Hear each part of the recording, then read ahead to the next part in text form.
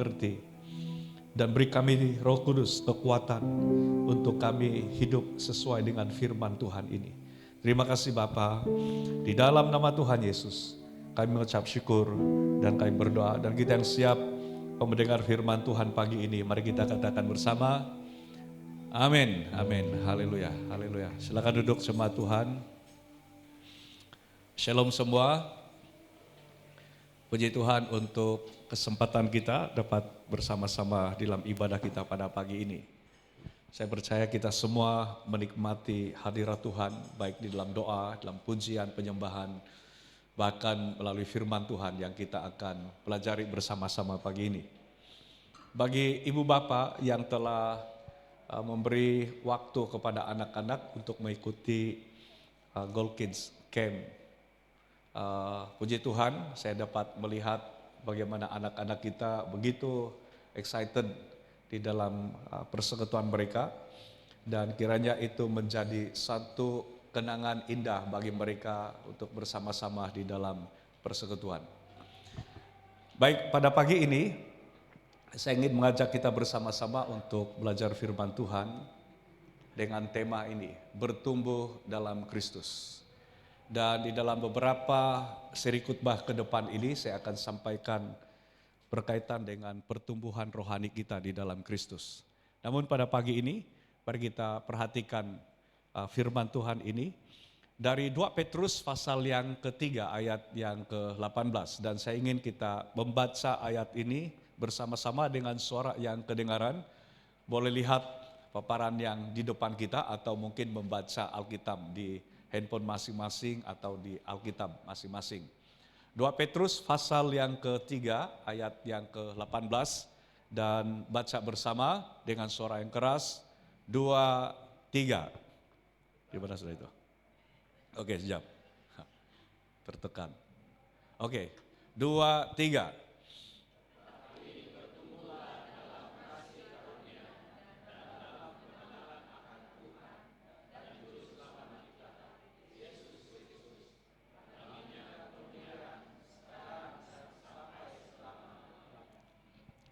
Dalam surat 2 Petrus ini adalah satu surat yang antara tujuan utama dia adalah mematahkan ajaran-ajaran sesat. Dan untuk tidak hanyut dengan ajaran sesat pada waktu itu, oleh karena berbagai ajaran-ajaran yang tidak sesuai dengan Injil Kristus, tidak sesuai dengan ajaran Kristus, atau tidak sesuai dengan terang Kristus. Dan itulah sebabnya Paulus memberikan salah satu daripada kesimpulan akhir daripada semua pengajaran dia untuk menentang ajaran palsu, yaitu supaya kita tetap bertumbuh. Dan perhatikan di sini, pertumbuhan adalah tanda kehidupan. Semua yang hidup mesti bertumbuh. Jika iman kita tidak bertumbuh, ia akan layu dan akhirnya ia akan mati sebenarnya. Tuhan memanggil kita bukan sekedar percaya, tetapi bertumbuh dalam Kristus sehingga menjadi serupa dengan Dia atau menyerupai Kristus. Baru-baru ini saya menanam sayur dan saya membuatnya di dalam, saya mengambil pellet yang tidak digunakan, membentuk dia dalam bentuk 4 segi. Ada satu yang saya kongsikan di media sosial dan mereka pikir itu keranda. Karena saya tutupi dengan yang penutup canvas hitam itu. Dan mereka pikir itu keranda. Dan itu sebenarnya adalah tempat di mana saya letakkan tanah dan pelbagai unsur organik yang saya letakkan di dalam itu.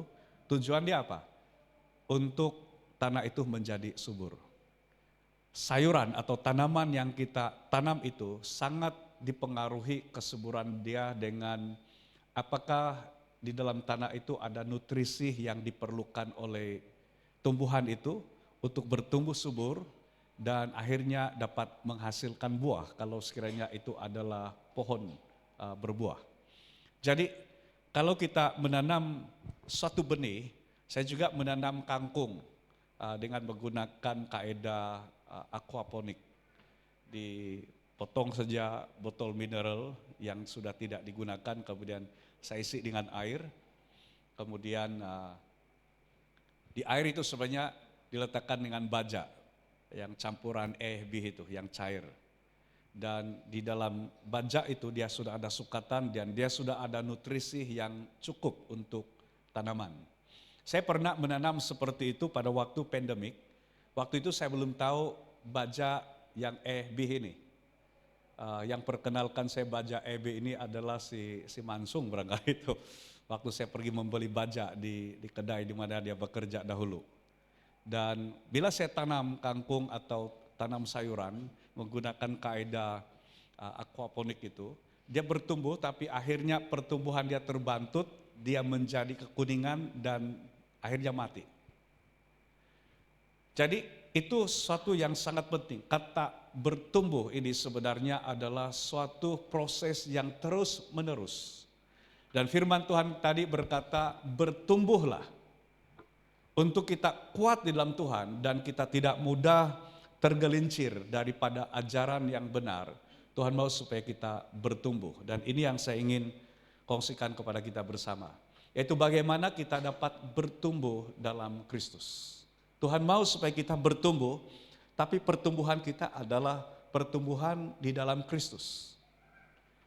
Sama seperti tanaman tadi itu, dia bertumbuh sama ada di atas tanah atau melalui air yang dia dapat dibekalkan dengan nutrisi untuk pertumbuhan dia. Dan dia memerlukan semua yang diperlukan itu terus menerus untuk bertumbuh.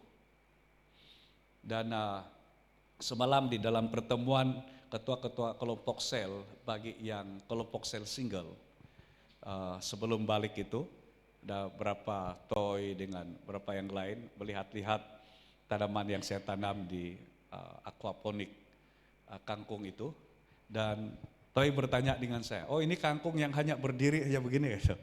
Saya beritahu ini pun yang ini bukan yang menjalarkan. Biasanya kalau yang di parit-parit atau di kolam-kolam itu yang kita lihat itu yang dia menjalar, dan kalau tidak dikontrol, tidak dipotong, dia akan menutupi kolam kita itu. Dan saya katakan ini pun kalau sudah terlalu panjang dia pun akan menjalar. Ya, dan begitu pertumbuhan itu, dia tidak secara langsung atau seketika dia bertumbuh, tapi dia mengambil waktu, dia ada proses. Ada pertumbuhan yang cepat, ada pertumbuhan yang lambat. Tetapi untuk terus hidup dia mesti bertumbuh. Kalau mulai tidak bertumbuh itu tanda-tanda ada kesakitan atau penyakit dan tanda-tanda untuk mengalami kematian. Dan itu sebabnya dalam beberapa seri khotbah yang saya mau sampaikan ini, saya mau fokus di dalam 1 bulan atau dalam 2 bulan ini berkaitan tentang pertumbuhan kita. Karena perlu kita kembali kepada asas ini supaya kita semua mulai bertumbuh di dalam Kristus. Nah, yang pertama, bagaimana kita dapat bertumbuh dalam Kristus adalah kita bertumbuh dalam kasih karunia Kristus. Bertumbuh dalam kasih karunia-Nya. Seperti yang firman Tuhan katakan, ditegaskan di sini, bertumbuhlah dalam kasih karunia. Apa maksudnya? Kasih karunia atau charis dalam bahasa Yunani, bukan charis yang itu yang kalau keris itu yang biasanya itu yang bengkok begini kan. Ya. Dan yang terkenal keris dulu itu adalah keris si Hang Tua itu ya, dalam hikayat Hang Tua. Kalau dia pegang keris itu, dia ditusuk dengan keris yang lain pun, dia tidak akan tembus. Dia tahu itu betul atau tidak, itu hanya dongeng. Ya. Charis, anugerah Tuhan yang sebenarnya tidak layak kita terima, tetapi diberikan kepada kita secara percuma. Itu adalah anugerah. Kalau sesuatu yang kita dapatkan oleh karena usaha kita ataupun kita layak untuk menerimanya, itu bukan anugerah. Tapi sesuatu yang sebenarnya kita tidak layak menerimanya ataupun diberikan kepada kita tapi diberi, itulah anugerah. Dan itu kedalaman dari perkataan yang diterjemahkan sebagai kasih karunia itu dari penulisan teks asli dia, charis ini. Dan memang Tuhan menyatakan kasih karunia-Nya itu secara radikal sekali. Karena satu, dia berdaulat, dia maha kuasa, tapi dia juga maha kasih, tapi diimbangi dengan keadilannya.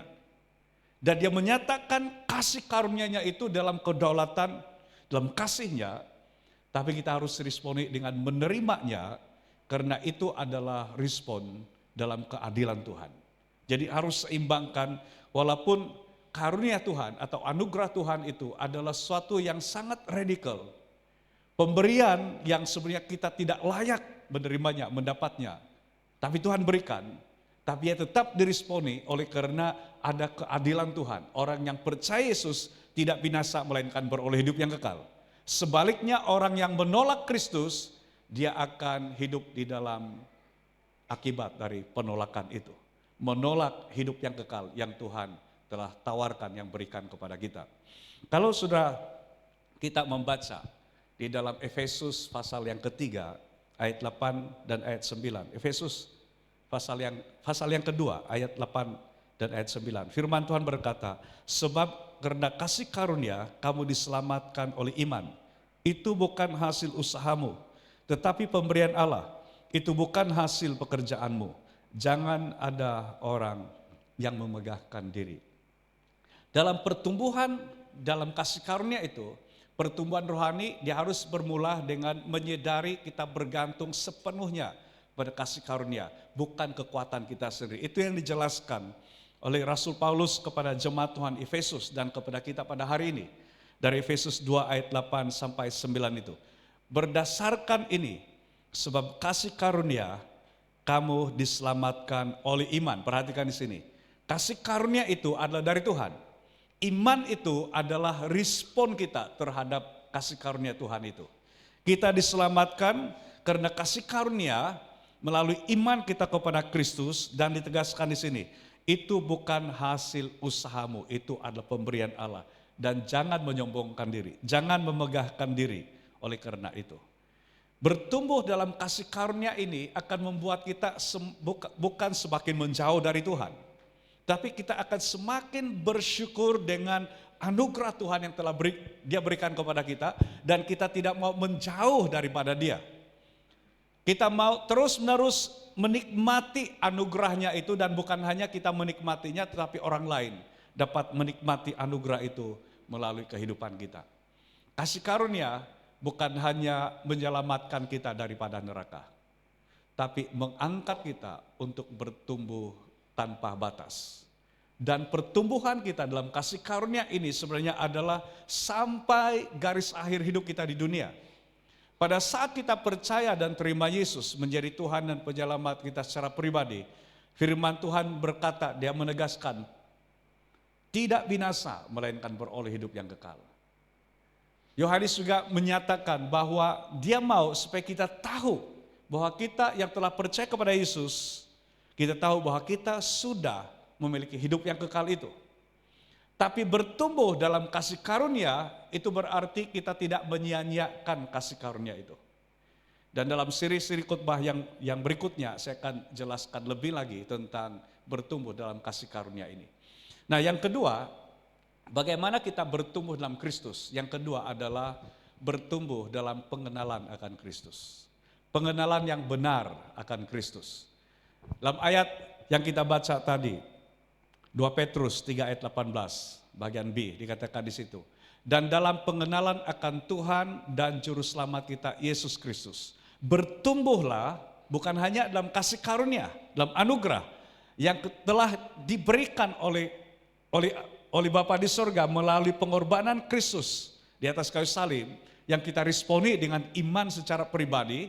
Tapi Tuhan katakan bertumbuhlah dalam pengenalan akan Kristus, dalam pengenalan akan Tuhan dan Juru Selamat kita, Yesus Kristus. Mengenal Yesus, Dia adalah Tuhan dan Juru Selamat atau Penyelamat.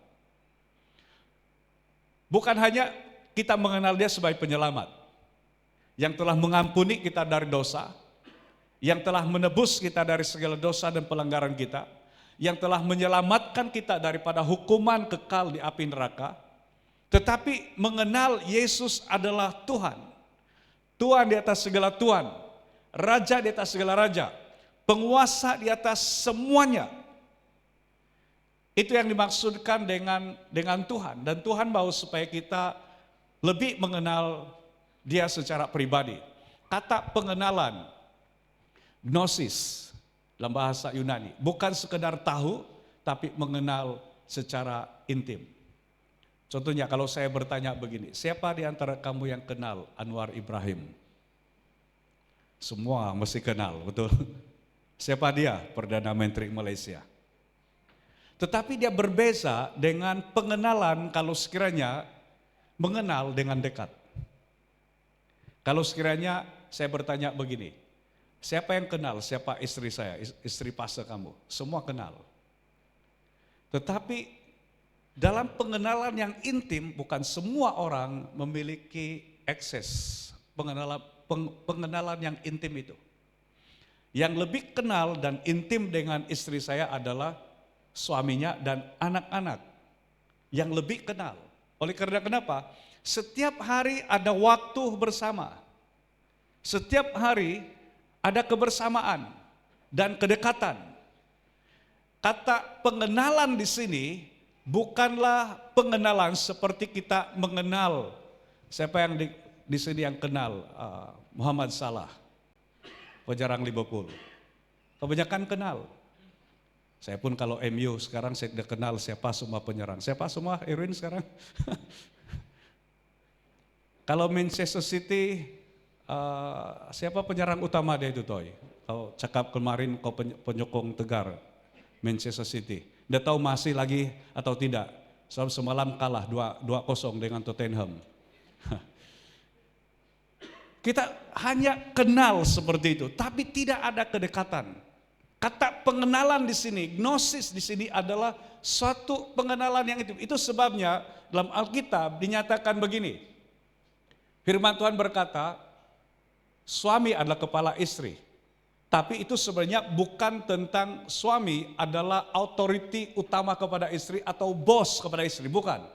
Sebab firman Tuhan berkata begini, sebab hubungan suami istri itu sebenarnya adalah suatu gambaran tentang hubungan jemaat, gereja dengan Kristus yang adalah kepala.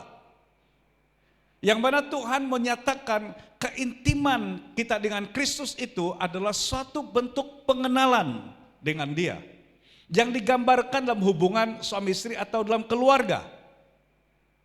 Jadi dia berbeza dengan itu. Contohnya kalau saya dengan Brother Jusli, dengan anak-anak mereka, Aaron, Alonso,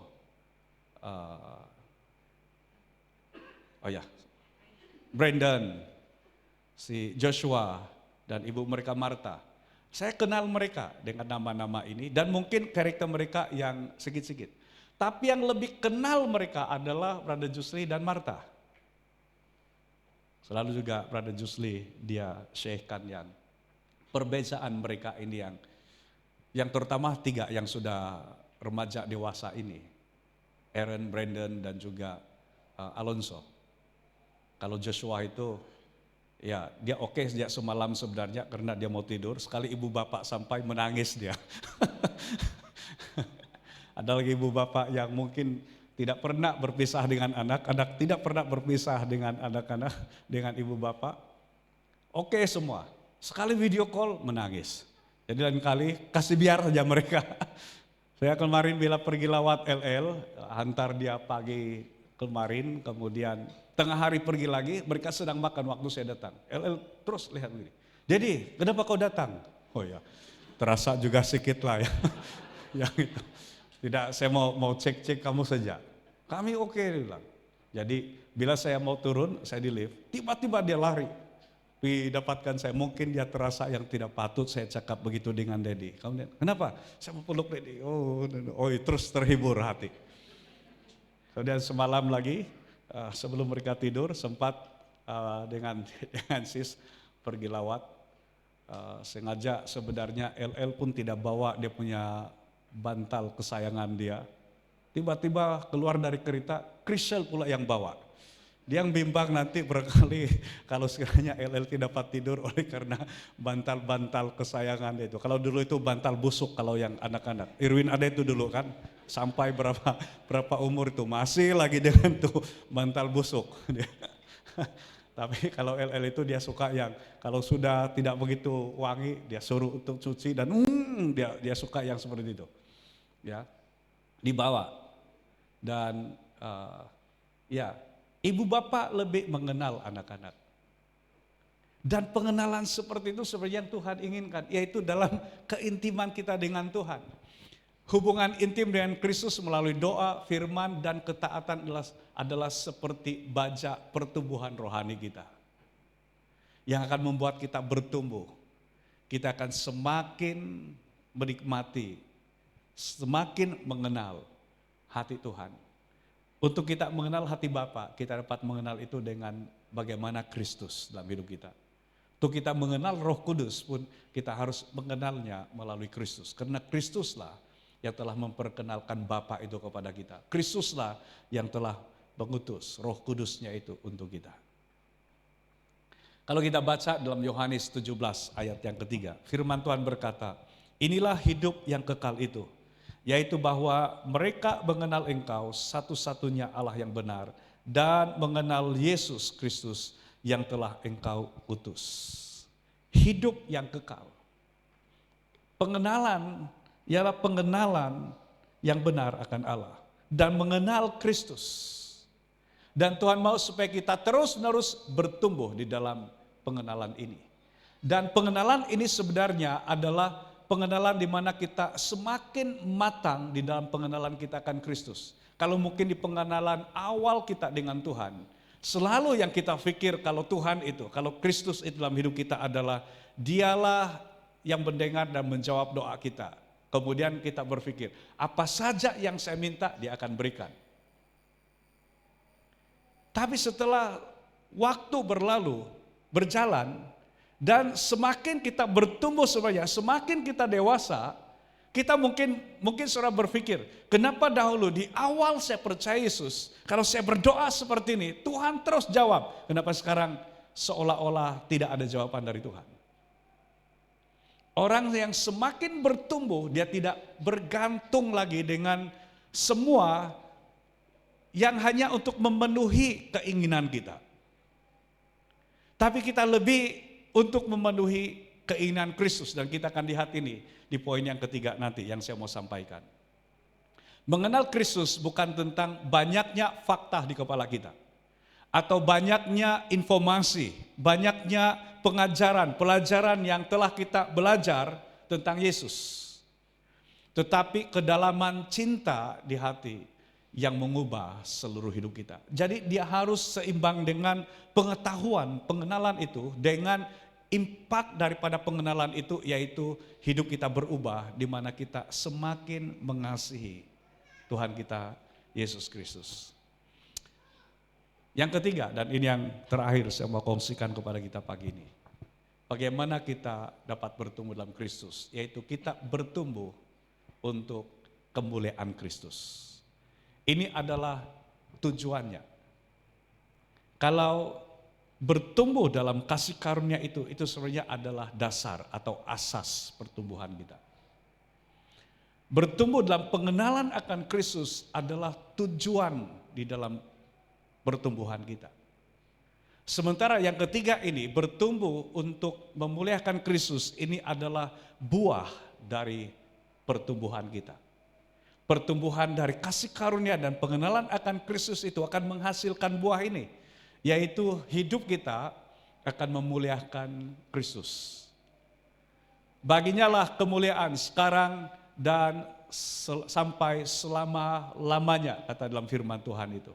Dalam pertumbuhan itu sebenarnya adalah Tuhan mau supaya akhirnya ini yang akan muncul, ini yang akan menjadi hasilnya, yaitu hidup kita memuliakan Tuhan sekarang dan sampai selama-lamanya. Tujuan pertumbuhan rohani yaitu kemuliaan Kristus, bukan diri kita sendiri. Ada satu yang saya pelajari, di mana apabila kita bertumbuh sebenarnya di dalam Kristus, maka yang semakin nyata dalam pertumbuhan itu adalah Kristus, bukan diri kita sebenarnya.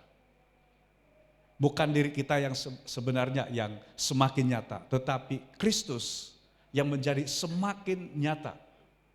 Itulah pertumbuhan dari kasih karunia, pengenalan akan Kristus, dan pertumbuhan untuk kemuliaan bagi Kristus. Semua yang kita lakukan mesti memuliakan Tuhan. Hidup yang bertumbuh ialah hidup yang jadi berkat dan memuliakan Tuhan. Kalau kita baca ayat ini, 1 Korintus pasal yang ke-10 ayat 31, firman Tuhan berkata, "Aku menjawab, jika engkau makan, atau jika engkau minum, atau jika engkau melakukan sesuatu yang lain, lakukanlah semuanya itu untuk kemuliaan Allah." Jadi perhatikan di sini, ada satu yang akan menapis dari setiap apa yang kita lakukan, baik dari pikiran, perasaan, perkataan, tingkah laku, maupun perbuatan.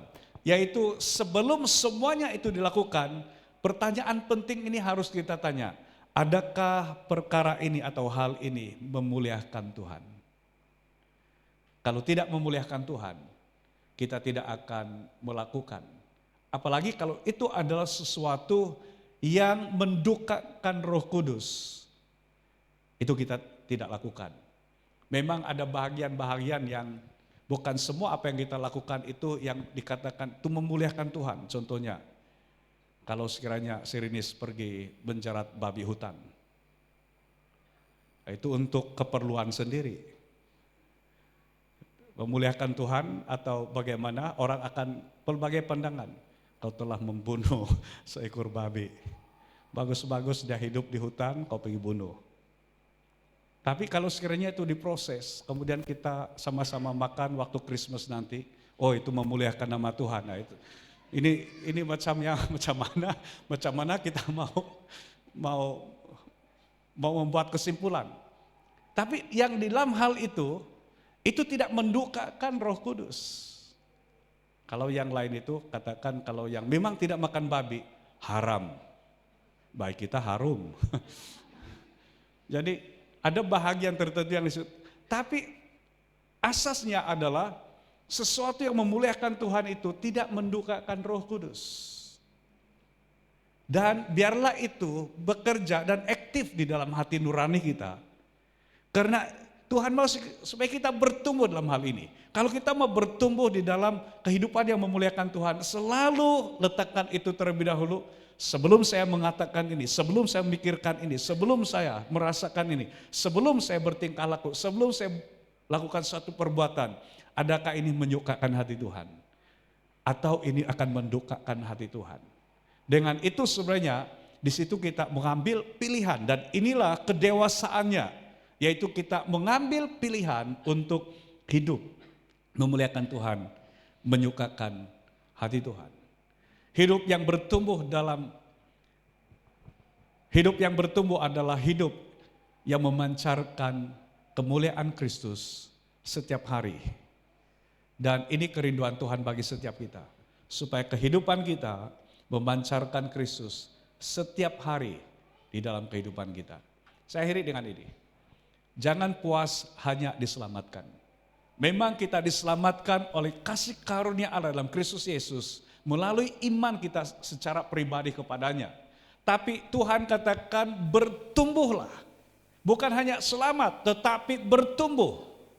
Keselamatan itu terjadi pada saat kita telah percaya menerima Yesus menjadi Tuhan dan penyelamat kita secara pribadi.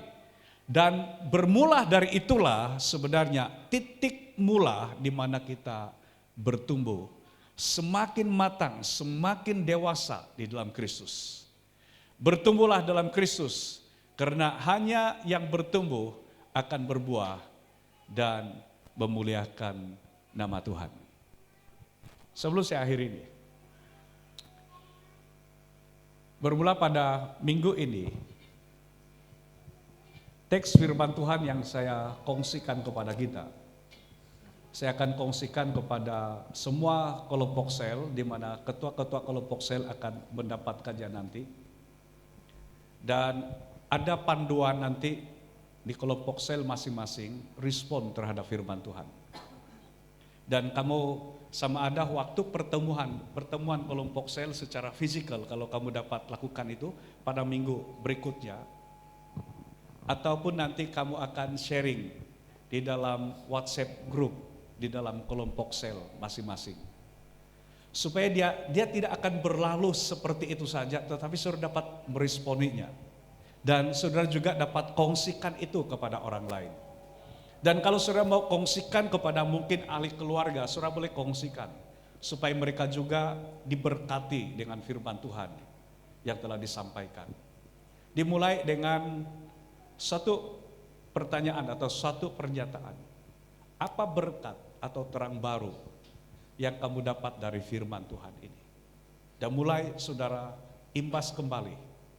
Apa berkat yang telah kau terima dari firman ini? Mungkin hanya satu ayat atau satu perkataan atau satu statement itu telah memberkatimu.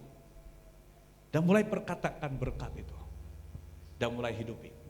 Kemudian yang kedua dan sampai yang keempat itu adalah kita menggunakan BTS. Percaya. Apa yang saya percaya dari firman Tuhan ini? Apa yang saya mau taati dari firman Tuhan ini? Dan apa komitmen kesetiaan saya berdasarkan firman Tuhan ini? Yang tidak sempat hadir dalam ibadah kita, ahli-ahli kelompok sel, juga akan didorong melalui firman Tuhan itu. Dan saudara juga boleh meresponinya secara pribadi. Dan inilah yang Tuhan nyatakan dalam hati saya dalam beberapa waktu ini. Supaya kita bertumbuh bersama-sama. Mendapat makanan rohani yang sama dan bertumbuh bersama-sama. Dalam di awal bulan ini, saya sempat mengikuti persekutuan ataupun persekutuan pastor di bawah NECF yang ada di Lembah Klang. Dan sekitar 80 orang atau hampir 100 orang kami semua dari pelbagai gereja, bukan hanya dari gereja SIB. Dan yang berkongsi firman Tuhan pada waktu itu adalah pengerusi CFM, Christian Federation of Malaysia, Pertubuhan Kristen Malaysia. Itu yang menggabungkan semua gereja-gereja yang bukan hanya daripada gereja-gereja evangelical ataupun gereja-gereja Injili.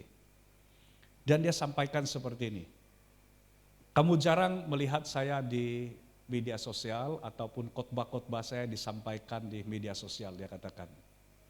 Karena dia katakan, saya mempunyai pendirian seperti ini, bahwa firman Tuhan yang saya sampaikan itu adalah firman Tuhan dalam bentuk penggembalaan, di mana saya bertanggung jawab dengan firman Tuhan yang disampaikan itu untuk makanan rohani, menjadi makan rohani bagi pertumbuhan rohani jemaat. Dan mereka bertanggung jawab dengan firman Tuhan yang mereka dengar, yang mereka terima. Bila saya mendengar hal itu menyadarkan saya bahwa perlunya kita meresponi firman Tuhan itu bukan hanya dalam bentuk panggilan mimbar ataupun mendoakan bila maju ke depan. Tapi supaya itu tersimpan di dalam diri kamu. Dan kamu boleh simpan itu dan sampai bila-bila mungkin kamu boleh memfilekan, buat file bukan hanya khotbah-khotbah dari saya tapi khotbah-khotbah dari hamba Tuhan yang lain, kamu boleh simpan. Dan sewaktu-waktu kamu boleh baca dan itu akan terus-menerus menguatkan. Dan dengan itu sebenarnya kita di dalam pemuridan ini dia berterusan, dia terus-menerus melalui kaidah itu. Saya percaya Tuhan akan memakai semua ketua-ketua kelompok sel dan ini juga salah satu yang kami perkatakan di dalam pertemuan dengan ketua-ketua kelompok sel yang single semalam, dan itu sangat menguatkan, sangat membantu. Dan selepas ini nanti adalah waktu untuk semua ketua-ketua kelompok sel bagi kelompok sel berkeluarga. Tapi mari kita mulakan satu perjalanan bersama-sama dalam pertumbuhan kita bersama di dalam Kristus. Haleluya. Mari kita datang kepada Tuhan di dalam doa. Bapa, kami bersyukur pada pagi ini Tuhan. Engkau memberikan kepada kami suatu arah yang jelas supaya kami bertumbuh di dalam Engkau. Saya berdoa kalau ada di antara anak-anak-Mu yang mulai pertumbuhan rohaninya terbantu atau mulai melemah, biarlah firman Tuhan ini dimulai dengan menyadarkan kami bahwa kami perlu, dan ini bukan satu pilihan, tetapi ini adalah satu kemestian.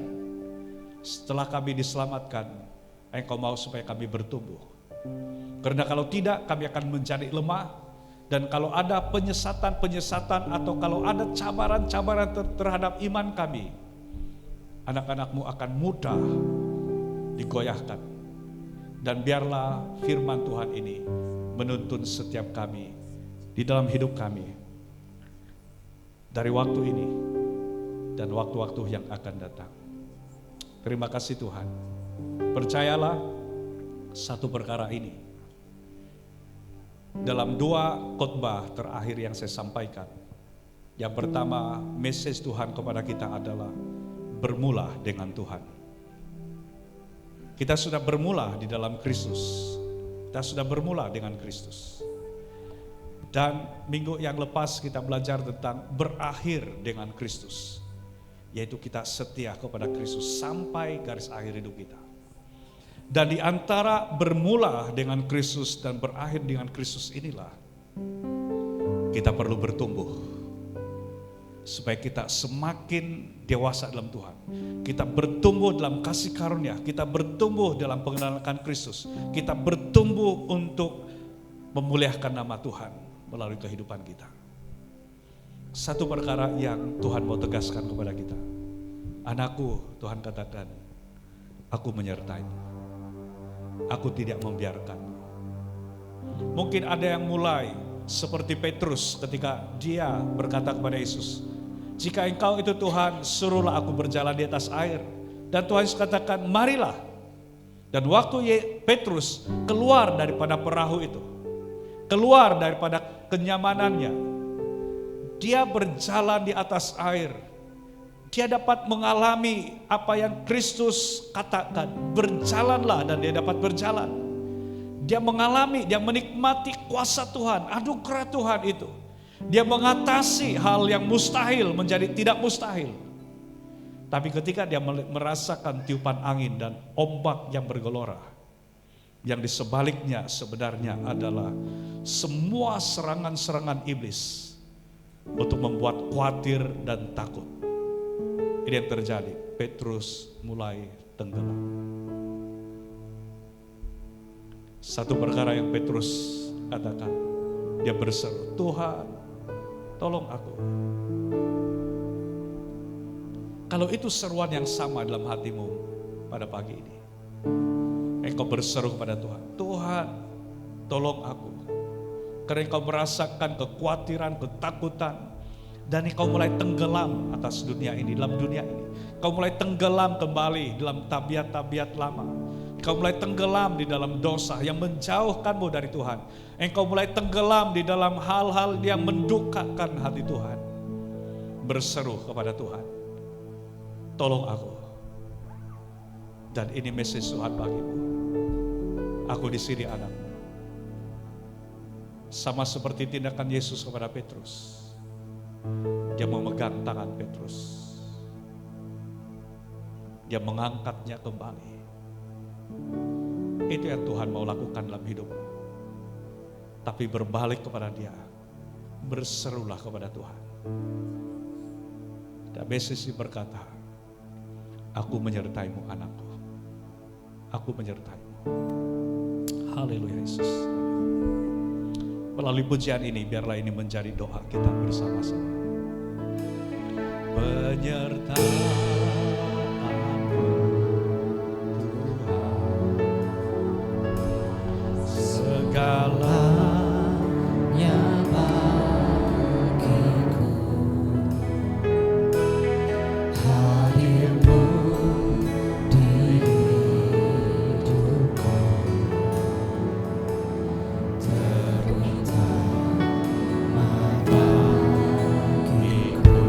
penyertaan-Mu Tuhan. Penyertaan-Mu Tuhan. Haleluya.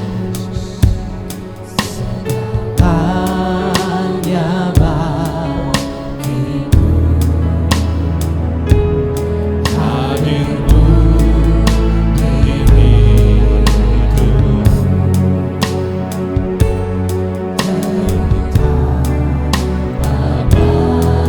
Mari kita berdiri bersama-sama dan katakan, haleluya Yesus.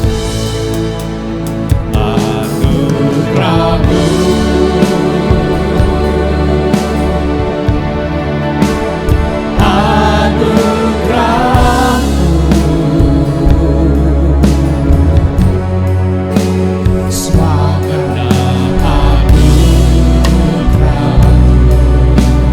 bukan karena kekuatan-Mu,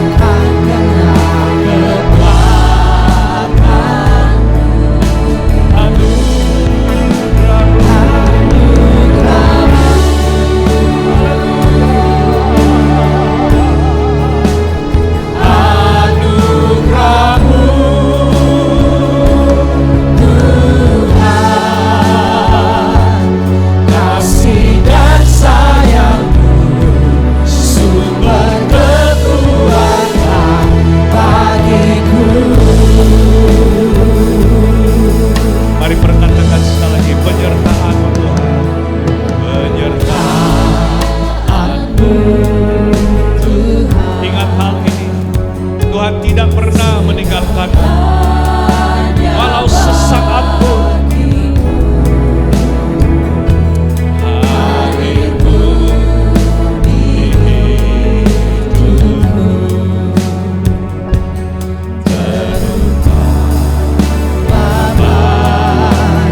Katakan bersama, anugerah-Mu, haleluya. Anugerah-Mu,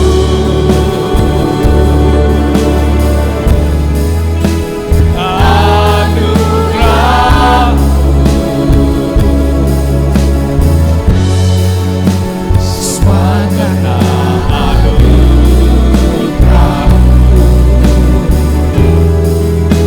bukan karena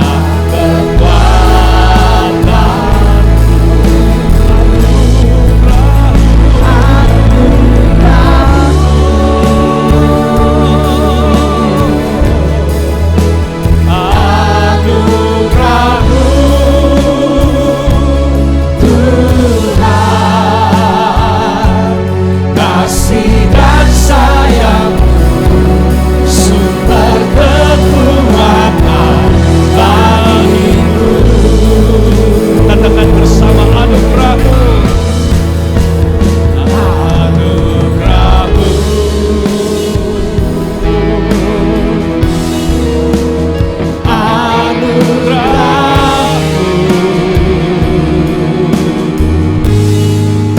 Semua karena anugerah-Mu,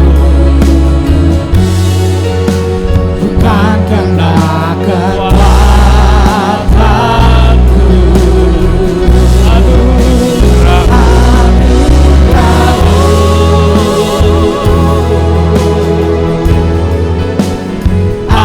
Anugerah-Mu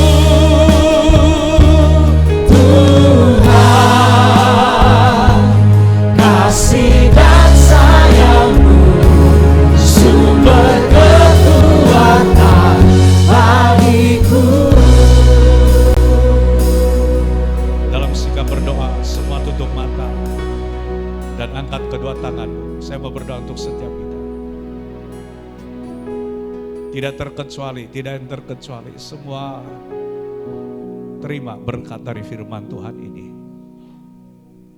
Terima pertumbuhan sejati di dalam Kristus. Terima kasih karunia daripada Kristus. Bertumbuhlah dalam pengenalan akan Kristus. Engkau akan semakin mengenal Dia, semakin mengenal isi hatinya.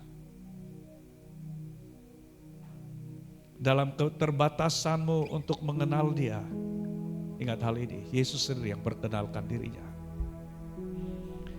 Dia adalah firman yang telah menjadi manusia. Tuhan sendiri yang datang kepada saudara dan saya. Dan dia akan menjadikan hidupmu hidup yang memuliakan nama Tuhan, meninggikan nama Tuhan, menyukakan hati Tuhan. Pada pagi ini, kalau engkau itu yang mulai tenggelam dalam apapun, kejayaan, keberhasilan boleh menenggelamkan juga. Semua hal indah, semua hal yang baik itu boleh menenggelamkanmu. Bukan hanya hal-hal yang menyusahkan yang menenggelamkan kita.